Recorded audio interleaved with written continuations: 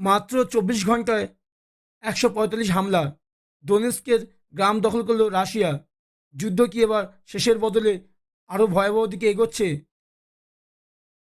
যুদ্ধ থামার কোনো লক্ষণই নেই, বরং উত্তরোত্তর বাড়ছে হামলার ঝাঁজ।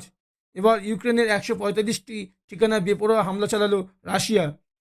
শুধু তাই নয়, শনিবার ইউক্রেনের দোনেৎস্ক অঞ্চলে ২টি গ্রাম দখল করা হয়েছে বলে জানিয়েছে রাশিয়া। সব মিলিয়ে ৩ বছর ধরে চলা যুদ্ধে আরও খানিক ব্যাকফুটে ইউক্রেন।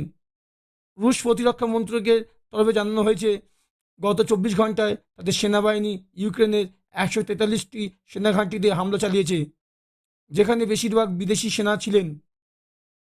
একই সঙ্গে গত সপ্তাহে ইউক্রেনের ৪টি যুদ্ধবিমান ও প্রায় ১৬০টি ড্রোন ধ্বংস করা হয়েছে। এই হামলা এমন সময় ঘটল যখন আমেরিকা, রাশিয়া ও ইউক্রেনের মধ্যে শান্তি আলোচনার চেষ্টা চালিয়ে যাচ্ছে। জেলেনস্কি দক্ষিণ আফ্রিকার প্রেসিডেন্ট সিরিল রামাফোসার সঙ্গে কথা বলেছেন, জানিয়েছেন তিনি রুশ প্রেসিডেন্টের পুতিনের সঙ্গে আলোচনায় প্রস্তুত। অন্যদিকে আমেরিকার তরফে হুঁশিয়ারি দেওয়া হয়েছে, যদি রাশিয়া শান্তির পথে না হাঁটে তাহলে নতুন করে নিষেধাজ্ঞা চাপানো হবে রাশিয়ার উপর। এদিকে রুশ আধিকারিকদের তরফে জানানো গিয়েছে, শনিবার রাত থেকে কার্স্কের পারমাণবিক বিদ্যুৎ কেন্দ্রে ড্রোন হামলা শুরু করেছে ইউক্রেনের সেনা। এর জেরে সেখানকার একটি ট্রান্সফরমার ক্ষতিগ্রস্ত হয়েছে। শুধু তাই নয়, বিদ্যুৎ কেন্দ্রের ৩ নম্বর ইউনিটের কার্যক্ষমতা ৫০% হ্রাস পেয়েছে বলে খবর। আধিকারিকরা আরও জানিয়েছে, এই হামলার পর বিদ্যুৎ কেন্দ্রের একটি অংশ আগুন লেগে যায় এবং কালো ধোঁয়ায় ঢাকে গোটা এলাকা।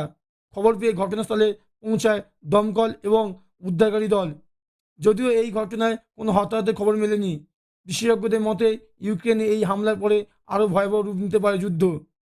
উল্লেখ্য, ২০২২ সালের ফেব্রুয়ারি মাস থেকে শুরু হয়েছে রাশিয়া ইউক্রেনের যুদ্ধ।